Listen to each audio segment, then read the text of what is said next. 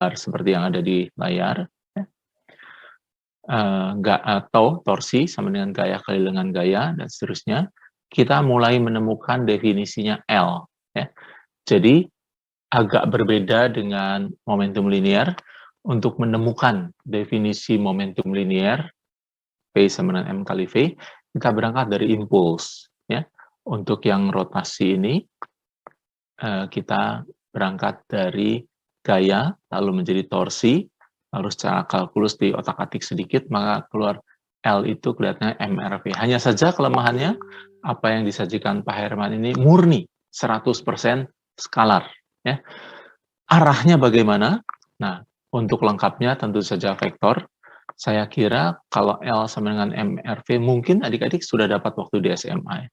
Tapi kalau bentuk vektornya, biasanya belum. Ya, saya nggak tahu kalau SMA adik-adik mungkin sedikit maju. Pada umumnya, waktu SMA kita belum membahas vektornya, baru skalarnya. Nah, saya ingin katakan bahwa bukan berarti yang SMA itu keliru. Ya. Jadi, kita kenal rumus V sama dengan omega kali R, semua itu benar. Ya. Hanya saja dibatasi supaya kita terhindar dari notasi atau arah dari vektor yang tidak biasa. Ya. Kalau untuk momentum linear, kita tinggal lihat bendanya bergerak kemana, momentumnya pasti ke situ. Gaya benda dipercepat ke arah mana, gayanya pasti ke situ. Ya. Antara yang kita praktikumkan dengan gambaran atau arah dari vektor gayanya, vektor momentumnya, mudah sekali dibayangkan. Sementara yang rotasi ini sedikit lebih sulit. Ya. Harus pakai kaidah tangan kanan begitu ya. Motornya ke sini, vektornya kemana, dan seterusnya. Oke, tidak apa-apa. Pak Herman pakai skalarnya. Yang penting adik-adik tahu bahwa ini sebenarnya adalah vektor, dan bentuk vektornya kira-kira adalah L vektor sama dengan M, R cross V, vektor-vektor, atau V cross R, vektor-vektor juga ya. Nah, yang mana ya dari kedua itu, adik-adik harus cari sendiri. Ya, oke, kita lanjutkan. Baik.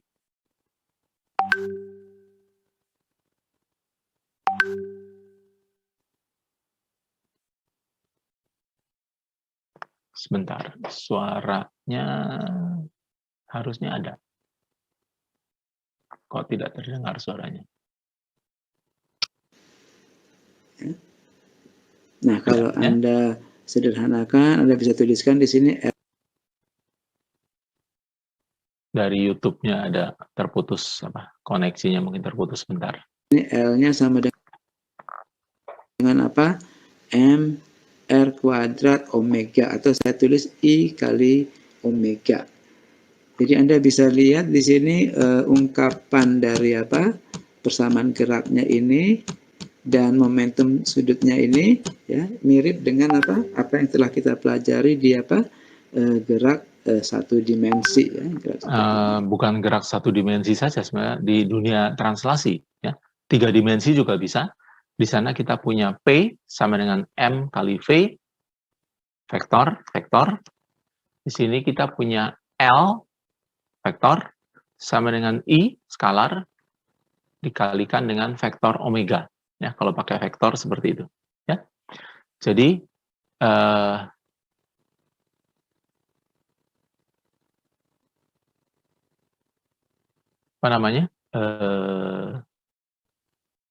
padanan. Ya. Padanan dari P adalah L, vektor.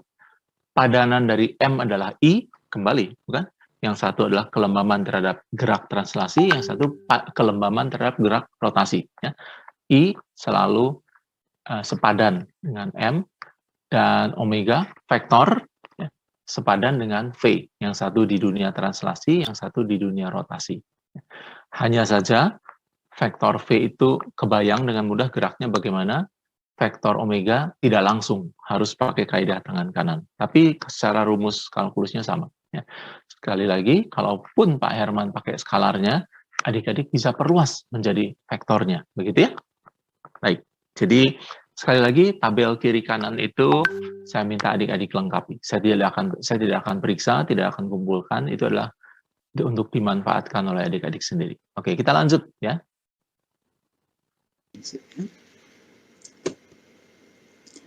Nah, I-nya ini kita sebut dengan moment inersia, yang fungsinya persis sama ya, dengan apa massa pada gerak apa linear. Dengan demikian persamaan gerak rotasi dari partikel sekitar sumbu tetap bisa ditulis seperti ini ya. Dan di sini laju perubahan omeganya saya nyatakan dengan apa alfa. Jadi sekali lagi ini mirip dengan apa hubungan gaya dengan percepatan ya untuk gerak apa di sini satu Translasi dimensi maksudnya. ya. Baik, Ya, di jadi sini tau sama dengan I kali alfa itu sepadan dengan F sama dengan M kali A. Taruh juga di rumus adik-adik ya, yang belahan kiri, belahan kanan, translasi dan rotasi. Oke? saya bisa tulis sebagai ganti gaya saya gunakan momen gaya, masanya adalah I, saya kaitkan dengan I gitu ya, dan percepatannya saya kaitkan dengan alfa yang disebut dengan percepatan apa sudut ya. Nah, dari yang sudah kita bahas satu dimensi ini, satu partikel ini, saya perluas untuk apa benda tegar ya, benda tegar. Pak, mohon maaf Jadi Pak. seperti dikatakan tadi, benda Pak, tegar mohon maaf ini bisa sebelumnya Pak. dipandang sebagai Yap. Kenapa? Ini bulan. share screen Bapaknya burem Pak. Kenapa ya? Semua buram? Teman-teman lain juga? Koneksi Iya, dari Pak. bapaknya Ya gitu. Pak, di sini Pak burem. Oke, kalau begitu saya coba download dulu. Atau dari adik-adik ada yang bisa share nggak? Mungkin internet saya kurang bagus ya. Sebentar. Oh, sebentar. Ya, kayaknya internet saya ada masalah. Sebentar ya.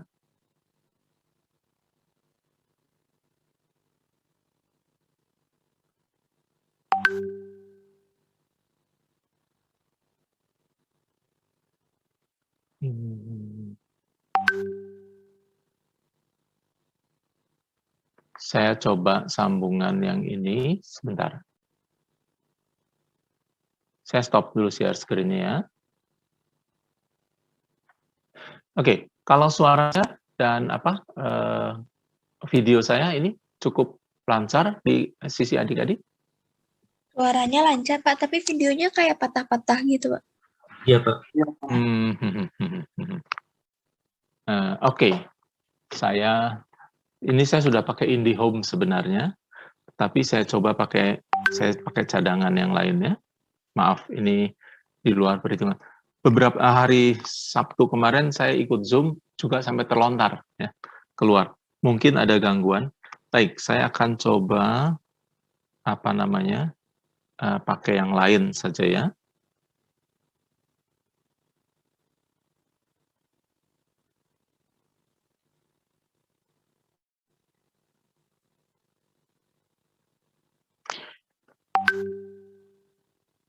Oke, sekarang saya minta waktu sebentar untuk menggantinya ya.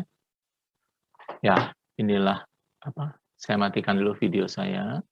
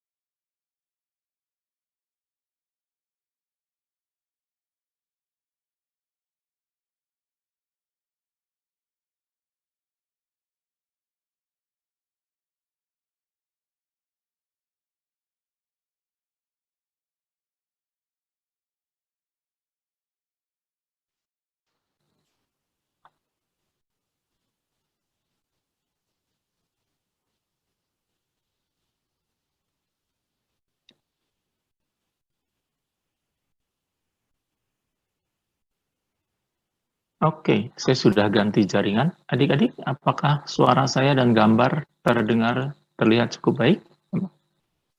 Atau masih? Sudah baik, Pak. Baik ya? Oke, saya akan coba pakai yang tadi lagi.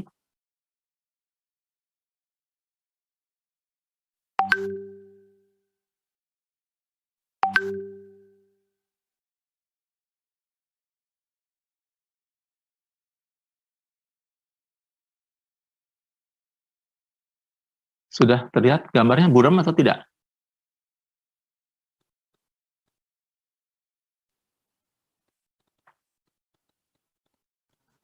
Loading, Pak.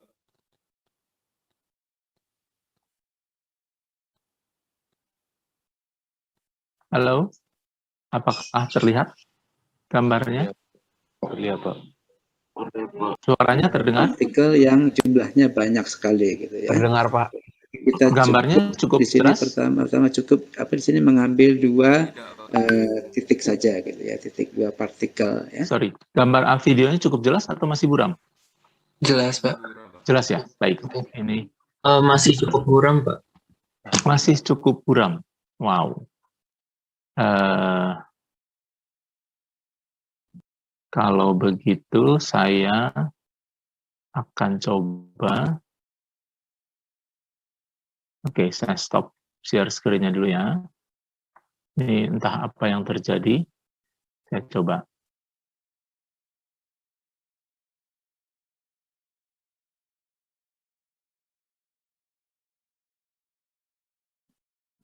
Mungkin saya coba download dulu gambarnya.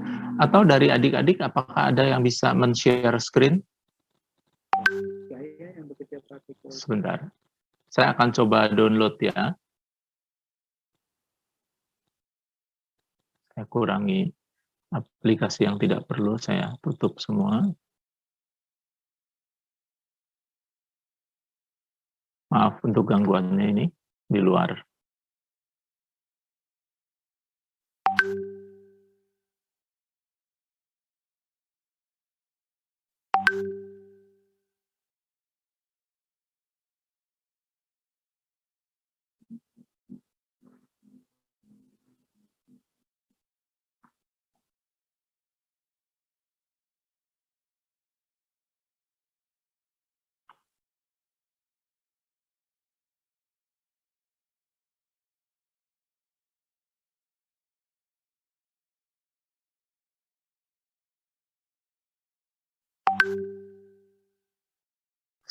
Aplikasi yang tidak perlu saya tutup.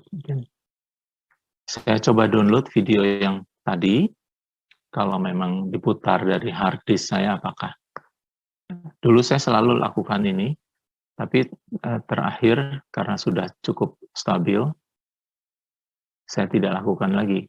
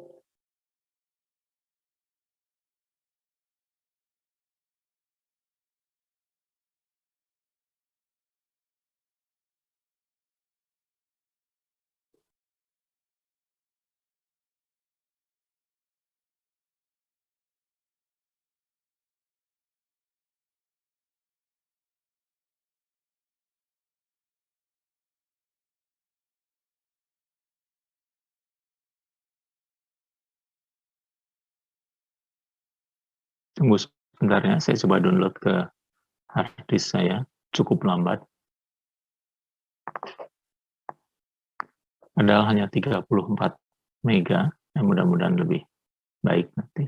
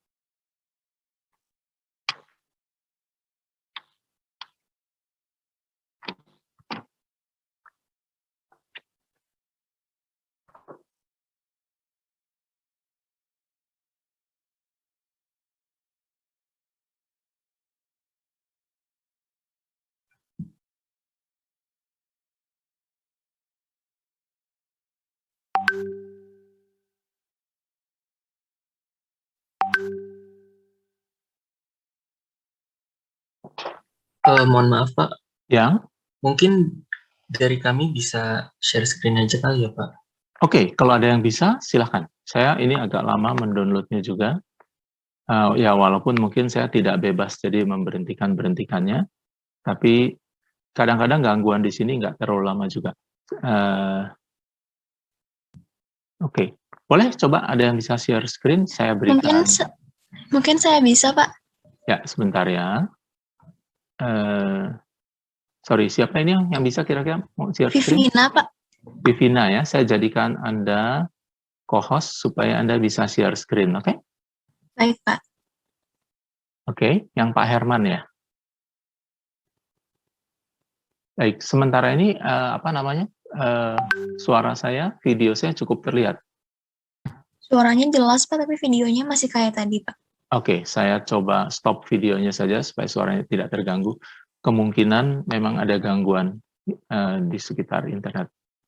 Saya sudah coba ganti provider, nggak bagus. Oke, silakan Vivina mau di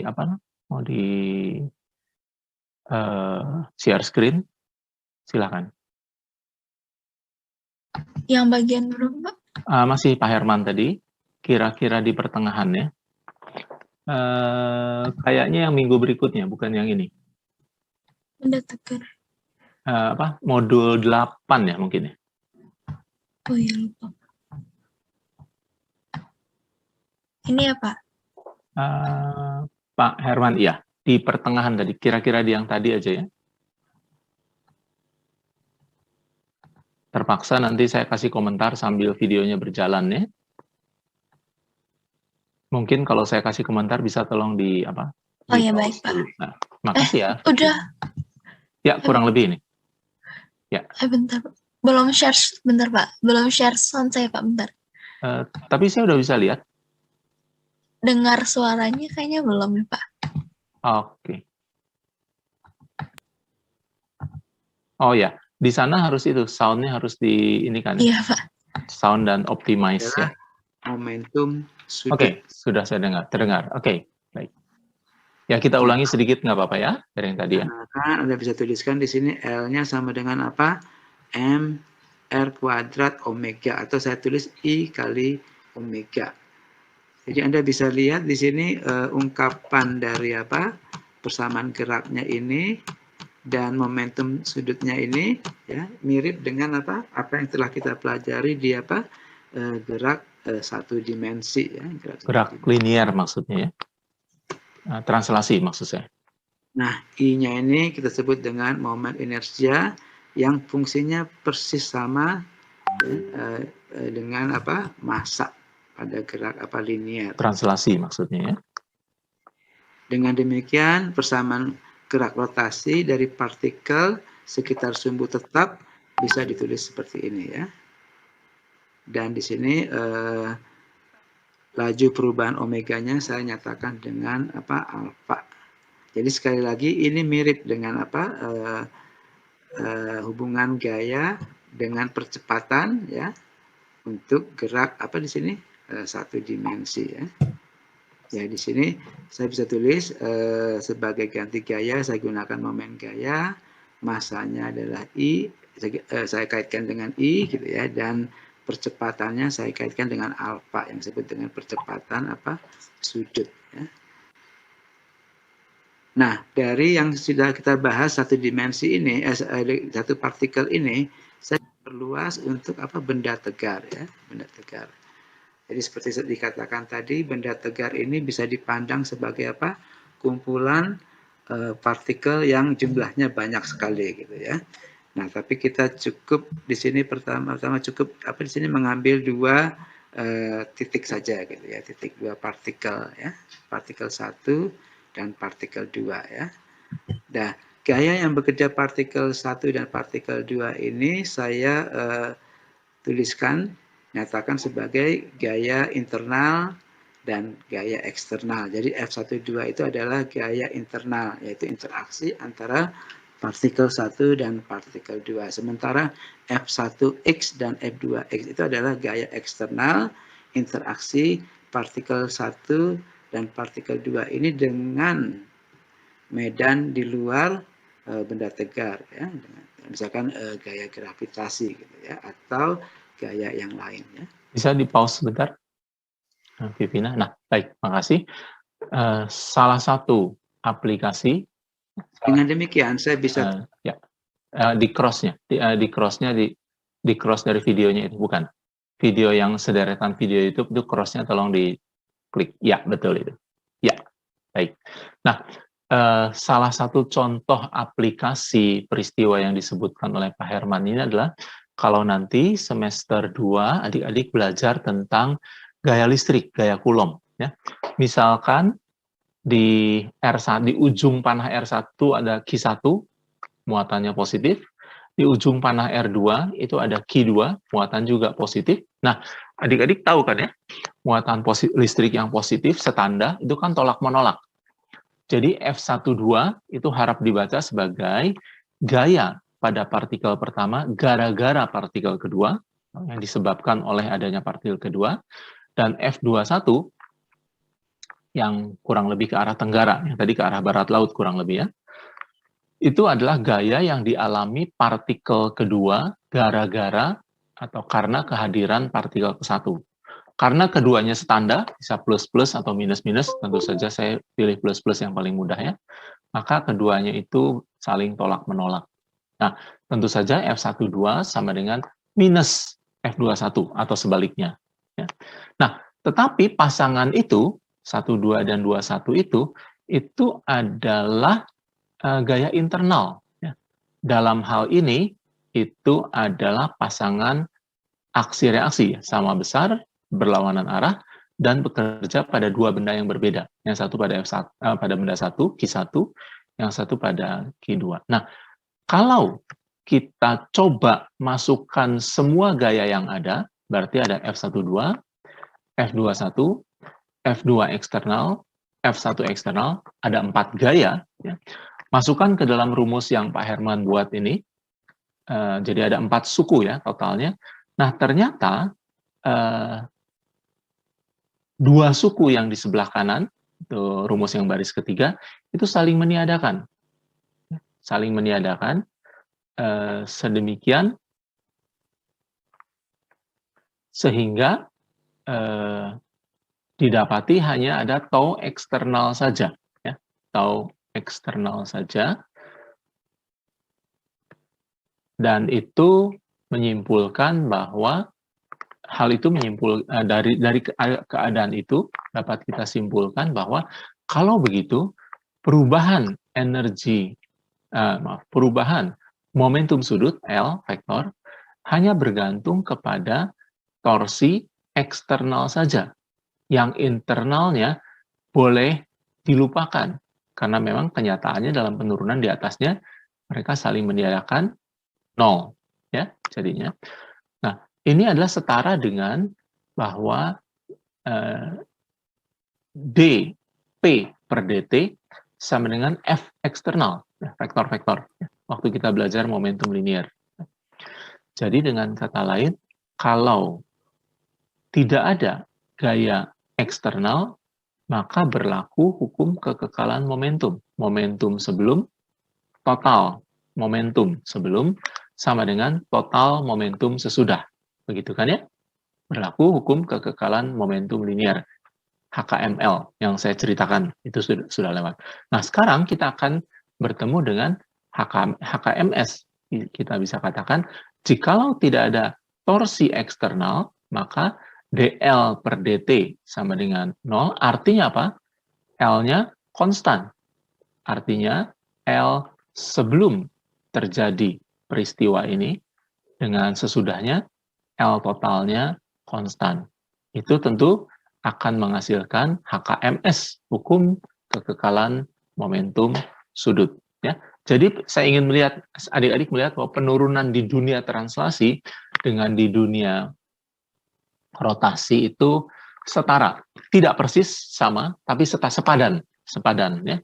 Jadi hanya satu simetrinya adalah translasi, yang satu simetrinya adalah rotasi. Geraknya satu linear, lurus, yang satu berputar. Oke. Terima kasih. Silakan dilanjutkan ya. Terima kasih. Persamaan geraknya untuk 2 ini saja ya. Untuk 2, akan Anda bisa lihat di sini laju perubahan momentum ya, sudut totalnya ya Anda jumlahkan saja ya. Nah, itu bisa saya tuliskan sebagai apa? Jumlah momen gayanya gitu ya. Nah, momen gaya yang ditimbulkan oleh apa? Partikel 1 dan momen gaya yang ditimbulkan oleh partikel 2 gitu ya. Nah, kalau saya uraikan, maka saya bisa tuliskan untuk partikel 1 seperti itu ya. Jadi F1 adalah gaya eksternalnya, F12 adalah gaya internalnya, dan seterusnya. Ya. Nah, kalau saya atur lagi suku-sukunya, maka saya bisa tuliskan di sini R1, F1 eksternal, R2, F2 eksternal. Jadi ini terkait dengan momen atau torsi gitu ya, torsi oleh gaya eksternal 1 gitu. Ini torsi oleh gaya eksternal 2. Nah, bagaimana dengan apa gaya internal?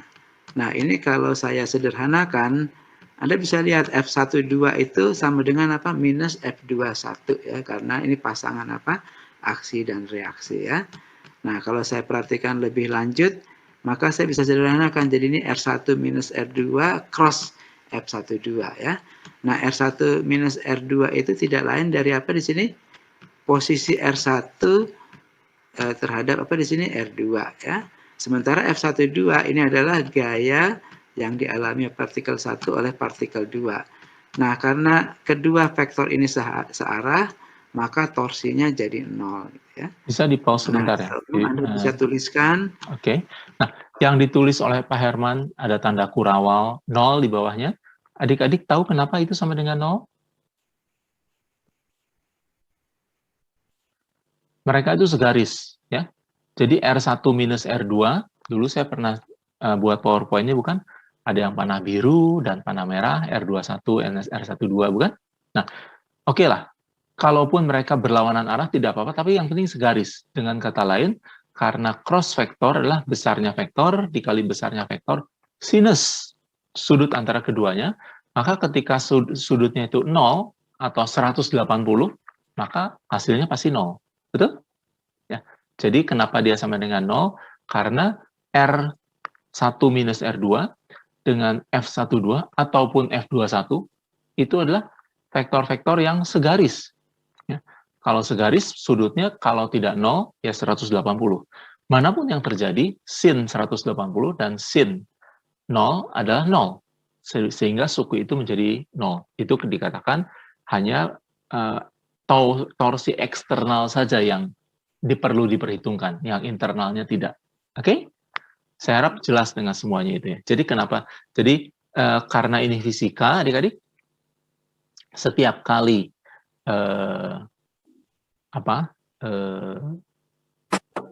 dikatakan nilainya 0, mohon dijelaskan ya, kenapa 0? Ya. Apakah karena besarnya 0 atau karena sudutnya? Dalam hal ini karena sudutnya. Ya. Kalau dot juga sama, kalau ada vektor, dot vektor, kalau sudutnya ternyata 90, karena dia cos kan ya, cos, maka 90 atau 270, maka dotnya menjadi 0. Dalam hal ini crossnya 0 karena sudutnya, karena kedua vektor itu segaris. Ya. R1 dengan R2 tidak segaris, tapi R1 minus R2 atau R2 minus R1 itu segaris dengan F12 ataupun F21. Sudutnya kalau tidak 0, 180. Nah, sinus dari 0 ataupun 180 adalah 0. Sehingga bisa dipastikan suku terakhir dari baris ketiga itu, suku yang paling kanan, adalah 0. Baik, boleh silakan dilanjutkan, Vina. Terima kasih.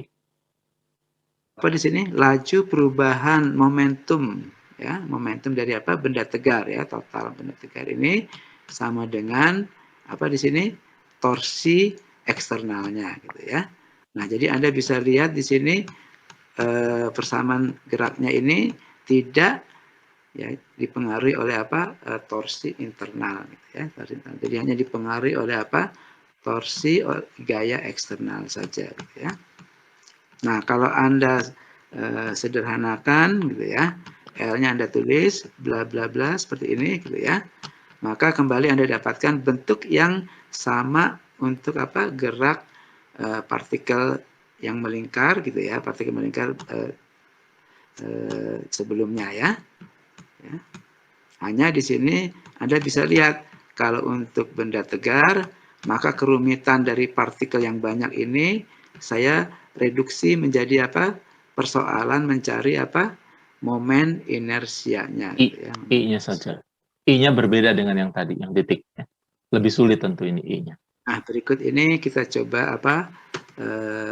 Lihat momen inersianya. Nah, kalau distribusi masanya itu diskrit, maka saya bisa tuliskan di sini apa? M1, R1 kuadrat, M2 dan seterusnya gitu ya. Di mana RI itu adalah jarak apa di sini? Partikel gitu ya ke sumbu, di sini apa? Ke sumbu putarnya. Engsel. Kalau distribusinya kontinu, maka saya tinggal gantikan di sini apa? Tanda sigmanya dengan integral gitu ya. Jadi saya tulis apa? R kuadrat dm. Nah, dm itu Sudah adalah kita lihat dari sejumlah video yang massa sebelumnya ya. yang ada di dalam elemen volume, luas atau panjang ya.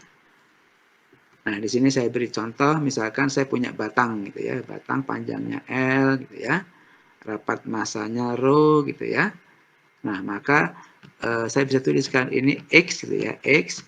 Nah, ini dm-nya itu yang terdapat pada elemen kecil ini. Ya. Nah, itu kalau saya tuliskan ini X ya, jadi kalau dikuadratkan jadi X kuadrat ya. Sementara massa yang ada di elemen kecil ini Anda bisa tulis apa di sini? Luasnya A, panjangnya dx, maka Anda bisa tulis dx kali apa? Oh, ini harusnya kali, oh ya kali S ya, betul ya, luasnya Bukan A S ya. tapi S ya. Jadi Anda bisa tuliskan di S sini itu luas rho, penampang. ini adalah rapat massanya, ini kali volumenya ya. Volumenya. Nah, kalau Anda hitung, karena ini konstan, bisa dikeluarkan dari tanda integral, maka Anda dapatkan bentuk seperti ini ya. Nah, kalau Anda sederhanakan, maka Anda lihat momen inersia sekitar ya, sekitar apa di sini? Titik A ini atau ujung ini besarnya adalah sepertiga ml kuadrat. Nah, berikut ini adalah momen inersia dari berbagai benda ya, geometri benda ya. Nah, tadi yang kita hitung adalah yang ini ya. Ini Anda bisa lihat cocok ya. Jadi sepertiga ml kuadrat ya. Nah, Anda bisa coba kalau cincin ini berapa? Setengah mr kuadrat dan seterusnya ya. Anda bisa coba. Bisa di pause sebentar. Baik. Nah, ini gambar yang tadi ya. Baik, mundur sedikit. Baik. Nah, gambar ini sudah pernah kita lihat beberapa kali, bukan di buku Halliday Resnick juga ada. Dan saya katakan adik-adik tidak usah dibingungkan dengan penurunannya. Nah, tapi khusus untuk yang satu dimensi, ada baiknya adik-adik coba turunkan. Jadi untuk yang gambar, di sini ada 5, ada 9 gambar bukan? 4 di atas, 5 di bawah ya. Nah, 2 yang paling kiri itu mudah sekali menurunkannya. Tadi Pak Herman sudah turunkan untuk yang engsel putarnya di ujung kiri ya. Kalau engsel putarnya di tengah bagaimana? Sebenarnya penurunannya semua sama kecuali batas integralnya berbeda. Kalau yang Pak Herman turunkan tadi batas integralnya adalah 0 sampai dengan L, sedangkan untuk yang gambar pertama paling kiri, batas integralnya adalah dari minus setengah L sampai plus setengah L. Nanti didapatnya 2/12 ml kuadrat. Kita sudah lihat pada waktu yang lalu juga. Ya. Jadi termasuk yang mudah diturunkan karena satu dimensi. Gambar yang ketiga dan 4 di kanan itu 2 dimensi, yang selanjutnya 3 dimensi. Makin besar dimensinya makin sulit. Ya. Jadi kalau adik-adik penasaran mau coba silahkan untuk mendapatkan rumus rumus momen inersia dari benda yang paling kiri dan paling kanan baris yang atas. Paling kiri dan kedua dari kiri. Ya. Itu yang cukup mudah. Yang lain matematiknya sedikit lebih rumit karena ada integral lipat 2, lalu yang untuk volume ada integral lipat 3. Oke, baik, lanjut. Hampir selesai saya kira ini mungkin. Kuadrat dan seterusnya ya. Anda bisa coba cari nanti ya. Nah, sekarang kita lihat yang lain yaitu torsinya ya. Nah, untuk gaya gravitasi, maka Anda bisa lihat di sini misalkan ada punya di sini massa 1, massa 2, massa 3 ya. Jadi sistem yang terdiri dari 3 massa ya, massa. Maka Anda bisa tulis torsi oleh benda satu ini berapa? X kali apa? M1G ya. Benda 2 X2 M2G, X3 M3G ya. Jadi torsi totalnya saya bisa tuliskan seperti ini ya. Nah, kalau ini Anda sederhanakan, maka Anda bisa tuliskan di sini. Ini tetap bentuknya, hanya di sini Anda bagi M1 plus M2 plus M3, tapi di sini Anda harus kalikan ya, jadi tidak merubah persamaannya sama sekali. Nah, tapi kalau Anda sederhanakan, M1 plus M2 plus M3 kali G, ini adalah apa?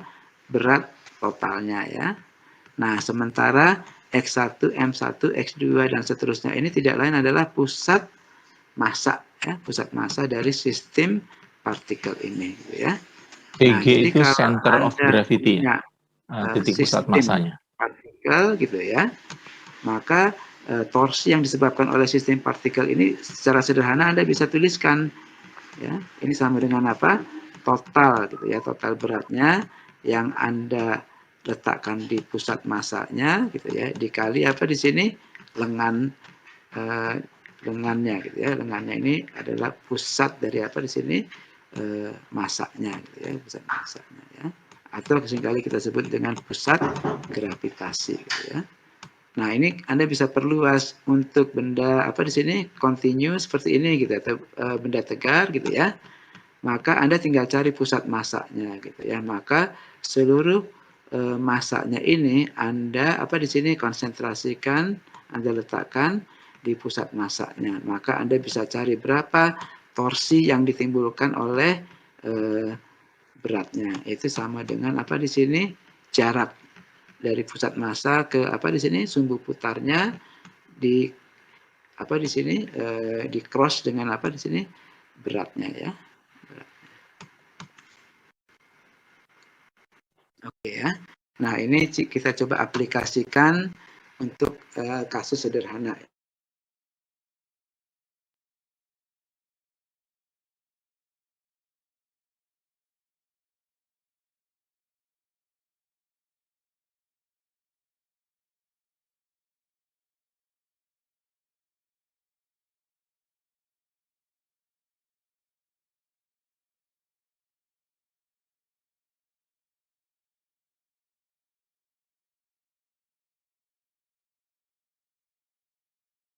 Jadi Anda tinggal kalikan dengan apa? Waktunya saja. Maka Anda dapatkan 4 radian per second ya. Per second ya. Nah, jadi itu adalah penjelasan singkat mengenai apa? Gerak rotasi dari apa? Benda Bisa tegar. di pause sebentar? Anda sudah lihat tadi inti yang penting. Oke, ya. Jadi yang paling bawah, paling kanan itu omega sama dengan alpha T. Sebenarnya itu rumus yang sepadat dengan VT sama dengan V0 plus AT. Ya. VT sama dengan V0 plus AT. V0-nya 0. Ya. Jadi sehingga VT sama dengan AT. Di dunia rotasi, omega sama dengan alpha T. Begitu ya. Nah, ini yang saya katakan tadi adik-adik, kalau adik-adik ikuti saran saya, buat tabel, kolom, 2 kolom, dunia translasi di sebelah kiri, kolom ke-1, dan dunia rotasi sebelah kanan, kolom kedua, maka peristiwa yang seperti yang dibahas oleh Pak Herman ini menjadi mudah, karena rumus-rumusnya semua ada di sana. VT sama dengan V0 plus AT, padanannya adalah omega T sama dengan omega 0 plus alpha T, begitu ya. Nah, kalau omega 0-nya 0, kecepatan awalnya dari diam, berangkat, maka omega sama dengan alpha T. Itu sebabnya saya minta adik-adik buat tabel ajaib 2 kolom itu, supaya dilengkapi tentu saja, membuat adik-adik mudah menelusuri pembahasan dari dosen-dosen. Baik, saya kira berakhir. Coba dilanjutkan sedikit lagi, selesai. Penting itu adalah apa di sini? Bagaimana gitu ya memperluas ya dari pemahaman kita tentang apa rotasi partikel menjadi rotasi dari pusat massa ya. Ya saya rasa cukup ya. Oke. Terima kasih Ya. atas Baik, terima kasih ya, Vivina. Bisa di share screen-nya, di stop sebentar.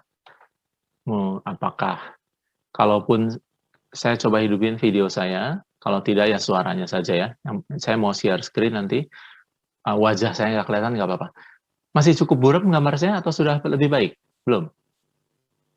Sudah lebih baik. Sudah lebih baik, Pak. Ya, itu penyakitnya sudah pulih. Ini saya sudah kembali ke IndiHome karena ternyata provider yang lain saya pakai Tri, ya. Nggak bagus juga. Ya, memang sebelum kita pakai IndiHome saya pakai Tri dan SmartFriend. Selalu saya pakai 2 sebenarnya supaya ada cadangan. Nah, tapi setelah pakai IndiHome lebih stabil dari keduanya. Jadi saya tidak pakai lagi. Saya masih punya SmartFriend sebenarnya. Sisa pulsa yang telanjur sudah beli vouchernya. Tapi kalau pas IndiHome ngadat, ya pindah ke yang lain biasanya nggak lebih bagus juga. Nggak apa-apa lah. Oke, saya karena sekali lagi mohon maaf karena gangguan ini. Kalau gitu, saya supaya tidak kelewat, saya mau share screen PowerPoint saya dulu ya. Nanti kita bisa nonton video lagi, kalau bisa dari internet saya, kalau enggak dari seperti yang tadi Vivina lakukan. Saya mau pakai yang ini.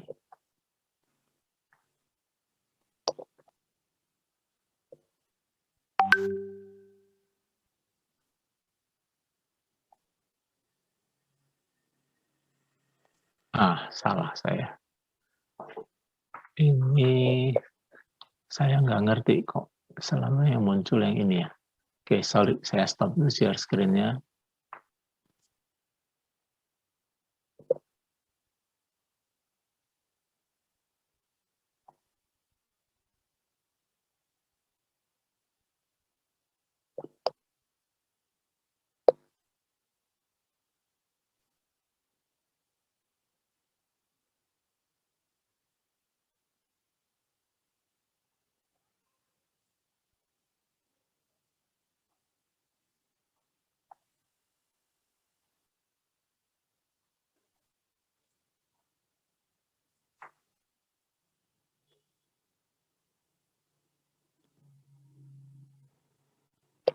Oke, sudah siap.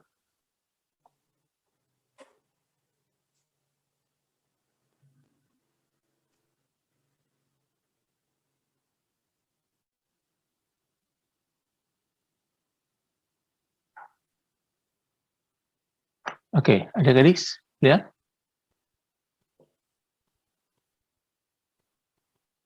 Oke. Nah, saya mau membahas tentang menggelinding dan berguling, ya, rotasi pada dasarnya. Benda tegar tentu saja, ya, benda titik tidak bisa melakukan ini. Ini adalah satu contoh standar dari persoalan. Saya punya lantai dan dinding, tembok, ya. Lalu ada satu benda yang bersandar pada keduanya, biasanya ini adalah tangga, ya. Kalau orang di Jawa Barat sebutnya taraje, ya, tangga yang terbuat dari 2 batang bambu, lalu anak-anak tangganya kiri kanan diikat begitu, digabungkan. Baik, biasanya untuk orang naik, ya, memperbaiki genteng dan sebagainya. Jadi saya pakai kursor saya.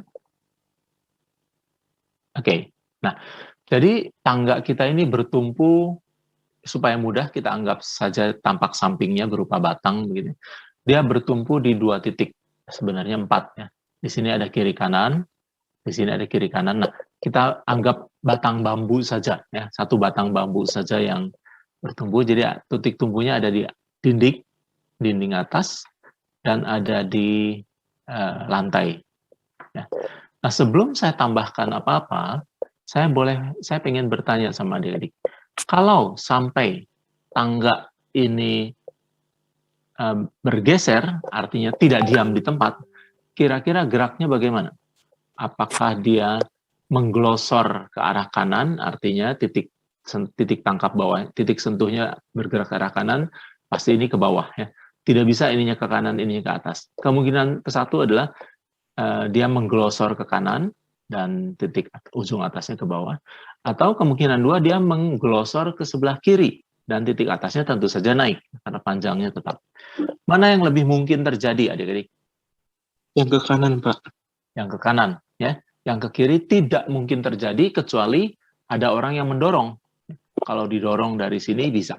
Kalau tidak ada gangguan apapun, dia akan diam, atau kalau miringnya keterlaluan atau lantainya licin banget, begitu ya, dia akan glosor ke kanan. Nah, ini penting adik-adik. Kenapa? Karena nanti waktu kita menentukan gaya gesek, ingat, gaya gesek itu selalu melawan arah gerak benda kalau dia sudah bergerak, atau kalau dia belum bergerak, melawan kecenderungan. Ya. Jadi yang adik-adik jawab tadi, melorot ke kanan, Pak, itu kecenderungan ya, dia ke kanan. Ujung bawahnya ke kanan, ujung atasnya ke bawah, begitu ya, ujung dindingnya ke bawah. Karena itu, dengan demikian, itu penting, karena dengan demikian saya bisa menentukan arah dari gaya gesek. Kalau adik-adik tidak terapkan pengertian itu, susah menentukan gaya geseknya kemana, kan nggak tahu. Apalagi ini pada saat dia akan bergerak, biasanya pertanyaan seperti itu. Oke, nah kalau udah ada gambar seperti itu, biasanya diketahui benda ini, tangga ini masanya berapa, dikalikan G, jadi W sama dengan M kali G, tentu ya. Nah, letaknya di mana, titik tangkapnya di mana? Sekali lagi ingat, ini kan benda tegar, ya. Benda tegar itu kita tidak boleh menggeser-geser gaya sembarangan. Ya. Bisa lain ceritanya, karena benda titik tidak masalah. Kalau benda titik, meskipun bendanya itu berupa balok, tapi kalau dianggap titik, berarti saya boleh menggeser titik tangkap gayanya kemana saja saya suka, asal masih pada balok, ya, masih bersentuhan dengan balok. Tapi begitu kita tanggalkan asumsi benda titik, atau kita katakan kita pindah ke dunia benda tegar, maka gayanya tidak boleh digeser. Jadi W ini harus adik-adik tempatkan di pertengahan tangga. Kenapa? Karena TPM-nya, titik pusat masanya, center of gravity-nya, itu kan ada di tengah. Tidak boleh agak ke bawah sedikit atau ke atas sedikit. Ya. Baik, jadi itu bedanya kita bermain-main dengan benda tegar dan benda titik. Waktu kita main-main dengan benda titik, W ini boleh digeser kemana saja saya suka, asalkan panjangnya tidak berubah, dan gesernya sejajar. Sekarang tidak boleh. Sorry. Saya minum dulu ya.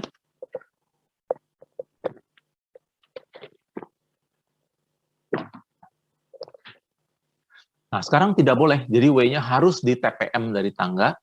Nah, saya minta nanti adik-adik tolong lengkapi. Buatlah diagram gaya untuk sistem seperti ini. Ya. Tentu ada diagram gaya untuk dinding, ada diagram gaya untuk lantai, ada diagram gaya untuk tangga. Nah, karena dindingnya diam dan lantainya juga diam, maka tidak ada gunanya kita mengurusi diagram gaya mereka, dinding dan lantai. Ya. Karena itu sebenarnya diagram gaya yang paling penting, yang paling besar peluangnya untuk ditanyakan adalah untuk benda yang biru. Ya, yang bisa bergerak kan dia. Untuk itu adik-adik harus menginventarisasi. Ya. Kalau di sini ada gaya gravitasi, W, bobot, maka di sini ada gaya normal yang arahnya ke atas. Ya. Berapa besarnya?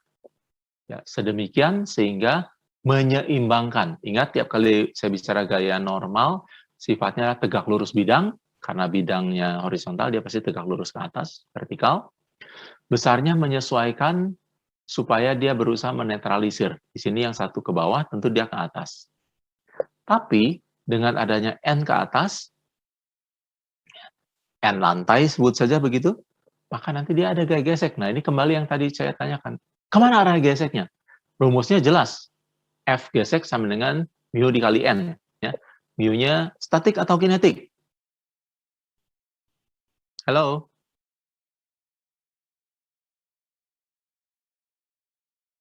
Ada yang mau jawab?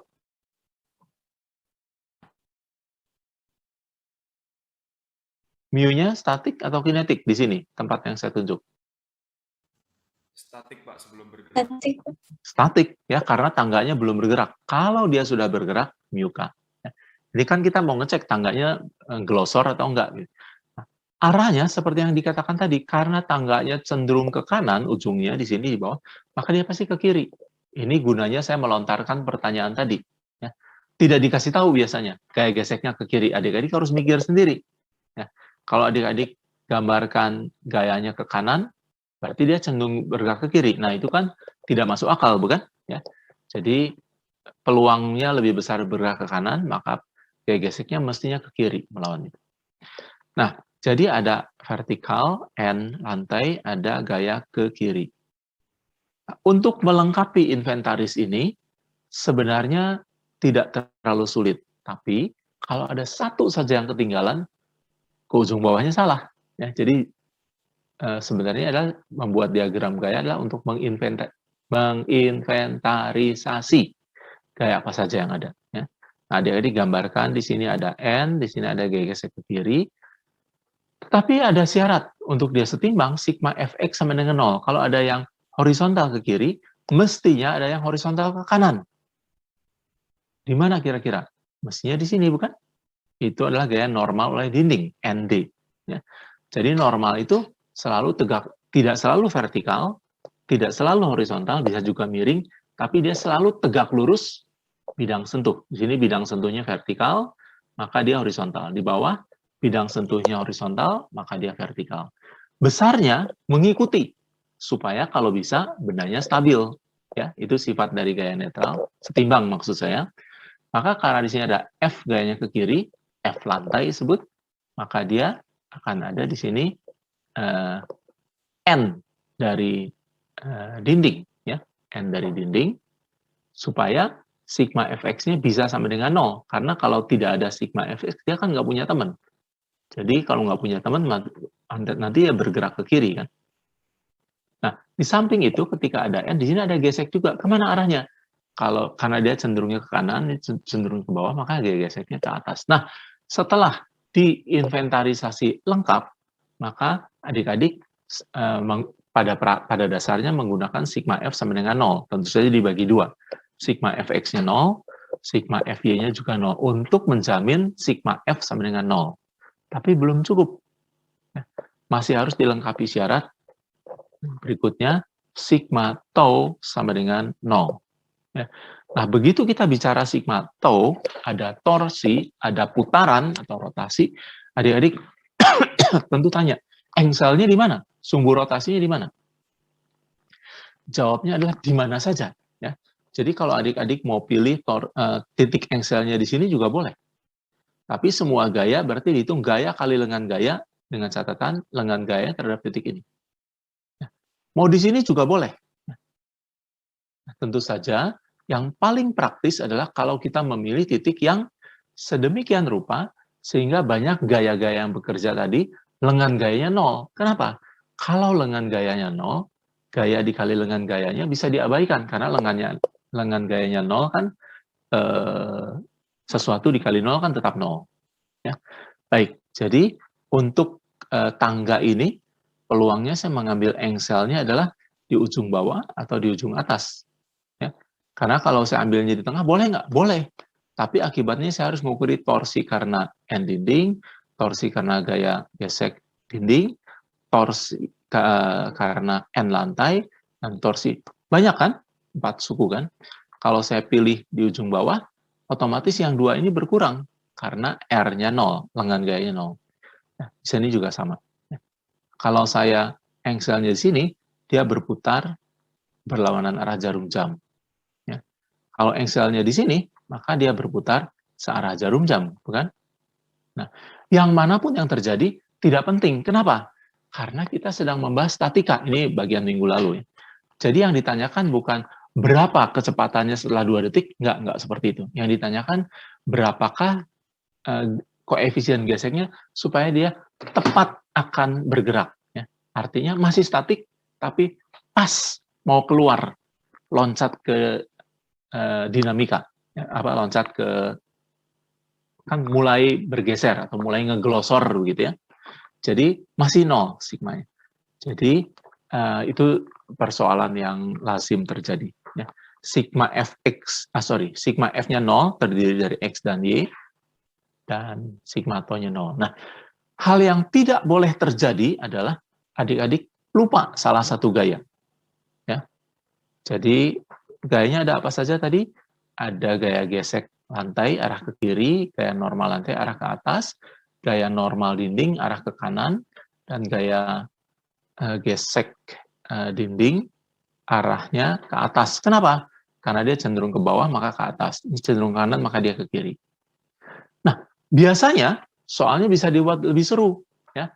Ada orang naik dari lantai ke anak tangga pertama, ke anak tangga kedua, anak tangga ketiga, keempat, kelima, keenam, ketujuh.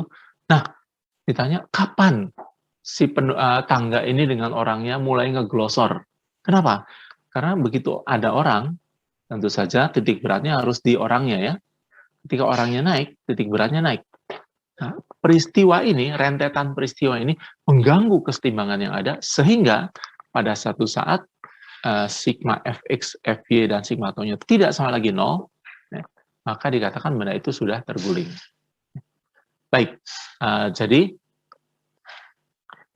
ya, sesuai dengan yang saya ceritakan, ada seorang yang jatuh dari tangga karena gaya geseknya terlalu kecil, rumah yang dia baru bangun tuh lantainya licin. Kadang-kadang orang tambahkan di sini keset, ya keset. Jadi keset itu fungsinya dua macam-macam. Waktu saya narik lemari, saya pakai keset supaya gaya geseknya mengecil, ya.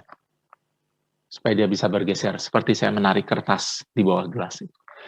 Nah, kalau saya mau naik tangga, saya pasangi keset supaya dia lebih peret, ya, lebih susah bergeser. Kenapa? Karena gesekan antara bambu dengan lantai itu jauh lebih kecil dengan bambu ke keset, keset ke lantai. Tentu saja kalau kesetnya diganti karet, bagaimana? Karet yang lengket begitu. Tentu saja lebih baik, lebih susah lagi selipnya. Ya. Tapi yang paling aman adalah kalau mau naik tangga, jangan sendiri. Ya. Satu orang naik, satu orang tunggulah di sini. Cukup ditahan pakai ujung jari kaki atau telapak kaki begitu, pakai sendal atau cukup, ya, tidak terlalu berat. Tentu kalau tangganya makin tegak, makin ringan, kayak gaya dorongnya, kecenderungannya makin kecil, dia bergeser. Kalau tangganya makin miring, ya makin besar. Baik, jadi ini adalah tipikal persoalan untuk berguling, ya, benda berguling. Nah, ya, gaya-gaya apa saja yang adik-adik lakukan, ini pada dasarnya membuat diagram gaya itu tidak lain adalah menginventarisasi gaya-gaya. Ya. Sedangkan setelah inventarisasinya lengkap, tidak yang tertinggal, operasinya gampang. Ya. Yang sering salah adalah ada satu gaya tertinggal. Ya, begitu ada satu gaya tertinggal, salah ke bawah semuanya. Bagaimana cara mengatasinya? 3 hal. Latihan, latihan, latihan. Ya. Hanya dengan latihan, adik-adik tahu, oh, hati-hati nih. Ini suka tertinggal. Cantumin buru-buru, begitu ya. Kalau nanti belakang-belakang betul-betul tertinggal, salah. Ya. Sekali salah di depan, di daerah diagram gayanya atau inventarisasinya, ke bawahnya hampir dapat dipastikan salah. Ya. Jadi jangan membuat kesalahan di depan. Bagian terpenting dari 1, 2, 3, 4 ini adalah yang pertama. Ya. Jangan sampai ada gaya-gaya yang terluput dari pencatatan. Baik, nah kalau itu sudah selesai, saya mau jelaskan sekarang, apa sih, kenapa sih benda itu bisa berguling? Ya. Kalau saya punya lantai,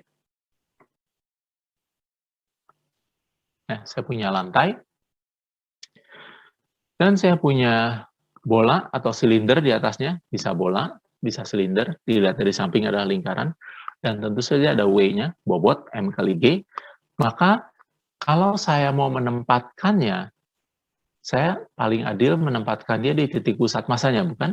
Di sini. Ya. Tapi, gaya W ini, gaya dia ya, gaya gravitasi bumi pada benda, kalau ditarik garis lurus ke bawah, dia tepat melewati titik sentuh antara silinder atau bola ini dengan lantai. Dengan kata lain, kalau saya sebut titik sentuhnya itu A, maka A-nya itu pas kelewatan sama vektor gayanya si W ini. Nah, karena dia kelewatan, tentu saja lengan gayanya 0. Jadi sampai kapanpun benda ini nggak akan bergulir. Kalau dia bergulir, pasti ada yang ganggu. Entah lantainya miring, entah ada yang, kalau ini kelereng, nah ada yang dijetrik pakai jari, atau karambol, atau biliar, begitu ya. Diganggu baru dia bergulir. Kecuali ada gangguan, dia akan diam dengan manis tempatnya sampai dunia kiamat. Tapi bagaimana kalau bidangnya saya miringkan? Bolanya tetap seperti itu. Nah, adik-adik lihat sekarang garis W-nya, garis kerja gaya bobotnya tetap seperti tadi, panjangnya juga tetap, saya copy paste ini. Tapi ingat, titik tangkapnya ada di sini. Tidak tepat di anak panah tadi. Kalau saya hitung lengan gayanya adalah jarak dari titik tangkap ini ke garis hitam si panah ini. Di sini lengan gayanya adalah 0, di sini tidak 0. Makin curam dinding kita ini, makin curam bidang miring kita, persimpangan antara titik sentuh dengan titik pusat dan proyeksinya itu makin besar. Kita katakan lengan gayanya makin panjang. Gayanya tetap M kali G, kalau lengan gayanya makin panjang, torsinya makin besar. Artinya apa? Benda ini cenderung menggelinding. Ya. Jadi ini adalah asal mula, asal muasal, kenapa benda yang terletak di bidang miring bisa menggelinding, atau menggelundung, atau menggelandang, begitu ya. Sedangkan benda yang terletak di bidang yang sempurna, horizontal, dia akan diam pada tempatnya. Ya. Tidak akan bergerak. Nah, tentu saja waktu kita membahas masih ada gaya-gaya lain yang harus diperhatikan. Kalau dia gayanya vertikal ke bawah melalui TPM, titik sentuhnya sedikit di sebelah kiri, kira-kira silinder biru ini atau bola biru ini akan bergulir pasti ke arah bawah ya, nggak mungkin ke arah atas, searah jarumkah atau berlawanan arah jarum jam? Tolong dijawab.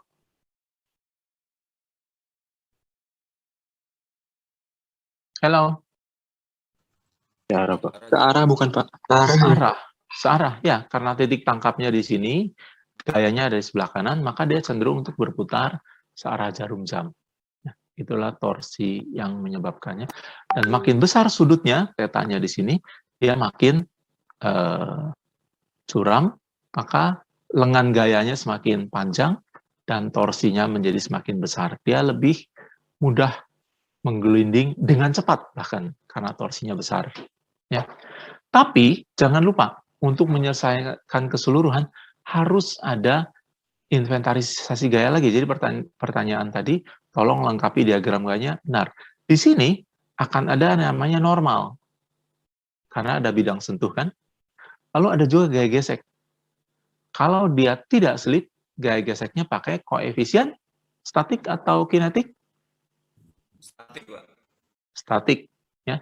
Kalau lantainya licin, ya, tapi tidak nol, maksudnya ada gesekan tapi kecil sekali, maka dia cenderung slip. Ya, cenderung slip artinya apa? Dia bertranslasi tapi tidak berotasi. Nah, itu adalah peristiwa yang tidak kita kehendaki. Biasanya kita pengennya adalah objek kita itu menggelinding tanpa slip. Ya. Menggelinding tanpa slip artinya apa? Ya, F sama dengan omega kali R-nya senantiasa dipenuhi. Itu saya sudah bahas pada waktu yang lalu. Jadi jangan lupa, waktu di sini masih adik-adik harus perlengkapi lagi diagram gayanya. Nggak boleh ada gaya yang kelewat. Kalau kelewat, terusannya nanti salah semua. Ya. Jadi bagian krusial dari gambar tadi adalah sebenarnya menginventarisasi atau membuat diagram gayanya. Oke, nah saya akan coba share screen dari saya. Ya. Kalau sampai tidak bisa, nggak apa-apa, nanti kita masih punya hari Jumat, saya akan download terlebih dahulu. Ya, saya sih berharap internetnya sudah lebih baik saat ini. Biasanya gangguannya nggak lama. Kadang-kadang tuh, ya maaflah di sini kompleks ya, di tempat lain rusak, petugas Telkom tuh hanya cabut aja sebentar. Ya sudah bubar kalau Zoom gitu ya. Saya pernah tegur satu kali, karena cuma sebentar kok Pak. Iya memang cuma 10 detik atau 30 detik begitu ya. Tapi kalau yang namanya Zoom, apalagi sebagai host, rame ceritanya itu ya. Udah bisa bubar. Oke, saya akan coba share screen. Yang kedua itu dari gerak menggelinding, dari Pak. Yang tadi saya stop dulu ya. Sorry, saya stop dulu. Saya mulai yang kedua sekarang. Oke, mudah-mudahan bisa ya.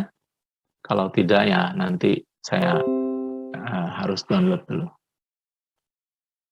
Oke, adik-adik sudah bisa lihat gambarnya?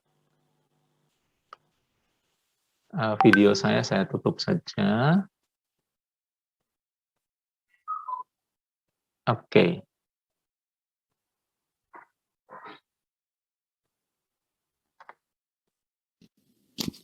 Halo, selamat bertemu kembali.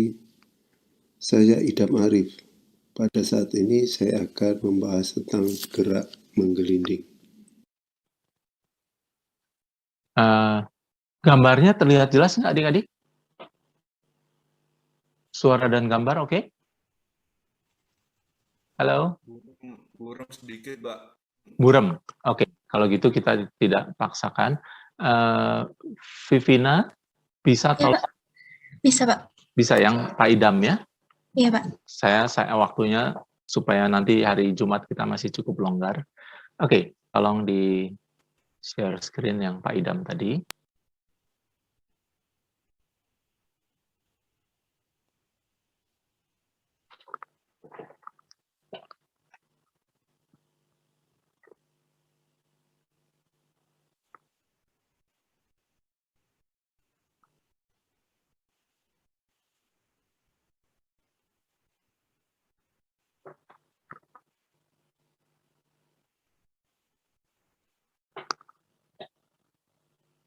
Oke, terima kasih ya. Selamat bertemu kembali. Saya Idam Arif. Pada saat ini saya akan membahas tentang gerak menggelinding. Gerak menggelinding merupakan gabungan antara gerak translasi dan rotasi. Sebagai contoh, kalau kita mempunyai suatu benda berada di atas lantai. Benda ini dikatakan bergerak menggelinding ke arah kanan ketika benda ini berotasi terhadap titik P yang merupakan titik sentuh antara benda dan lantai. Ada dua kemungkinan yang terjadi pada titik P ini. Pertama, benda relatif diam terhadap lantai, sehingga yang bekerja adalah gaya gesek statis di titik P tadi. Geraknya biasanya kita sebut sebagai gerak menggelinding murni. Yang kedua, benda selip terhadap lantai, sehingga di P ini bekerja gaya gesek kinetik. Bisa tolong di pause dulu sebentar ya? Kemudian ke depan kita... Oke, di cross itu ya. Baik. Nah, sehubungan dengan PowerPoint saya tadi, jangan lupa, agar gerak yang Pak Idam gambarkan ini terjadi, benda ini harus diganggu, ya, supaya dia terjadi. Kalau dia tidak diganggu, maka geraknya tidak pernah terjadi. Ya, ada panah biru melengkung melalui titik 0, itu baru ada kalau bola ini saya sodok, saya dorong, saya sentil dari sebelah kiri, ya, ke arah kanan, begitu ya. Jadi tanpa gangguan, benda ini akan diam dengan manis di tempatnya, parkir dengan manisnya. Ya. Jadi lain halnya kalau bidang miring, ya. Bidang miringnya itu bisa membuat benda ini bergerak sendiri, by itself. Gitu. Kalau yang seperti ini harus diganggu. Oke, lanjut. Terima kasih. Sebut ini sebagai gerak menggelinding selip.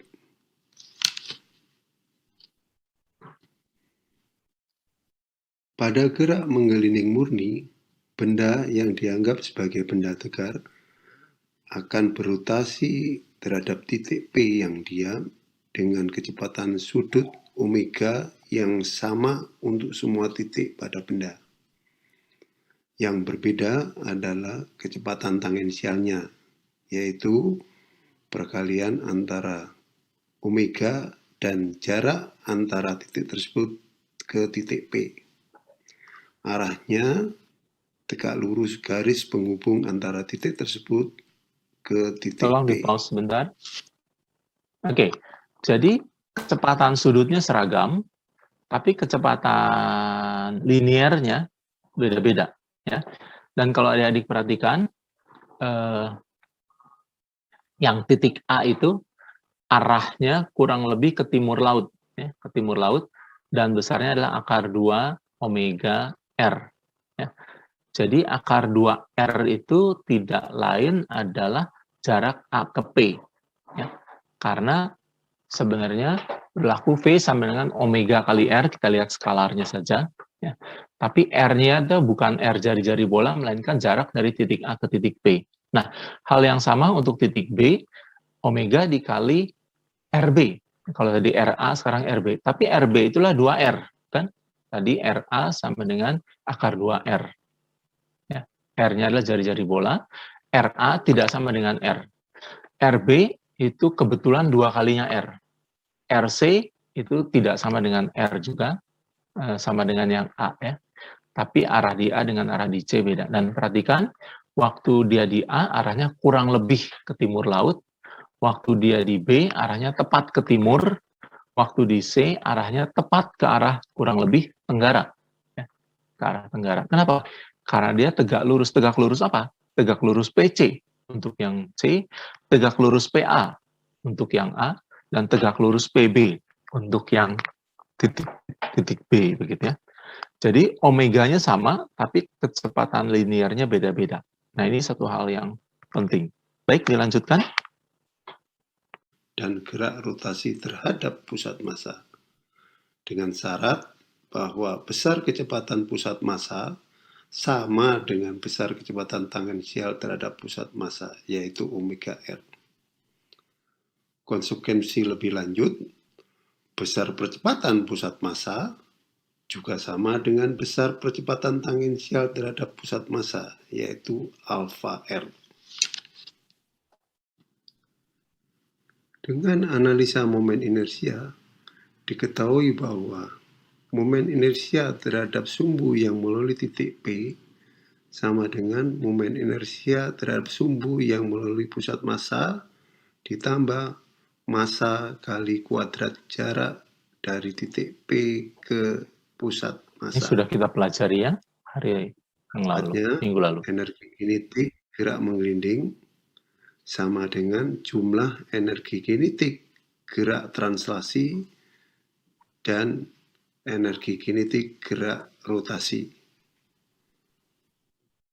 Sehingga diperoleh kesimpulan yang sama bahwa gerak menggelinding murni adalah gabungan gerak translasi dan gerak rotasi.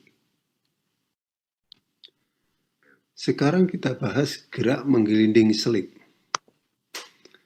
Gerak menggelinding selip tetap merupakan jumlah dua gerak, yaitu gerak translasi pusat massa dan gerak rotasi terhadap pusat massa. Namun demikian, besar kecepatan pusat massa tidak sama dengan besar kecepatan tangensial terhadap pusat massa.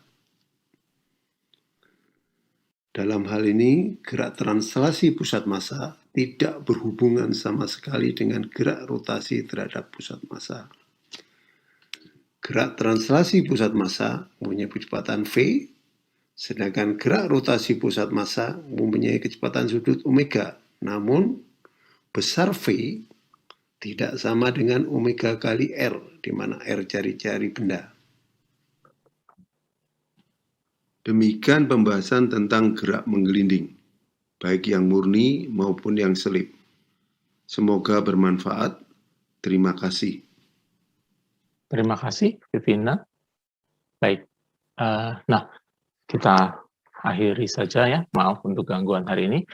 Jadi yang penting, kira-kira menurut adik-adik, yang mana yang lebih besar keluar dalam ujian? Yang menggelinding tanpa slip, atau menggelinding disertai slip? Disertai, Pak. Disertai, Pak. Slip. Disertai slip? Atau tanpa slip? Slip kayaknya, Pak. Nah, tadi salah satu kesimpulan dari videonya Pak Idam, kalau menggelinding dengan slip, itu ada V sama dengan omega kali R. V sama dengan tidak sama dengan omega kali R, bukan? Nah, mana yang lebih, karena ujian kita pasti ada matematiknya gitu ya. Mana yang lebih besar peluangnya keluar? Apakah V sama dengan tidak sama dengan omega kali R, atau V sama dengan omega kali R? V sama dengan omega kali R. V sama dengan Ya. Sebab kalau dia tidak sama dengan, kan macam-macam. Bisa lebih besar, bisa lebih kecil, lebih besarnya bisa 100 kali lipat, bisa 1,2. Kan kemungkinannya banyak sekali. Ya. Tapi kalau dibilang berlaku P sama dengan omega kali R, cuma satu. P-nya berapa, omega berapa, R-nya berapa. Harus memenuhi itu. Dijamin memenuhi itu. Nah, jadi adik-adik sudah bisa duga, kalau keluar di ujian, pasti yang tanpa slip. Yang dengan disertai slip, nggak bisa diapa-apain. Yang terjadi di alam, mungkin saja itu terjadi, karena tergantung alamnya ya. Kalau lantainya licin, salju, dan sebagainya. Mungkin itu yang lebih besar peluangnya terjadi. Tapi kita balik ke ujian, yang bisa keluar di ujian adalah hanya yang tidak slip atau menggelinding sempurna. Karena kalau dia tidak sempurna, V tidak sama dengan omega kali R, lalu apa gitu?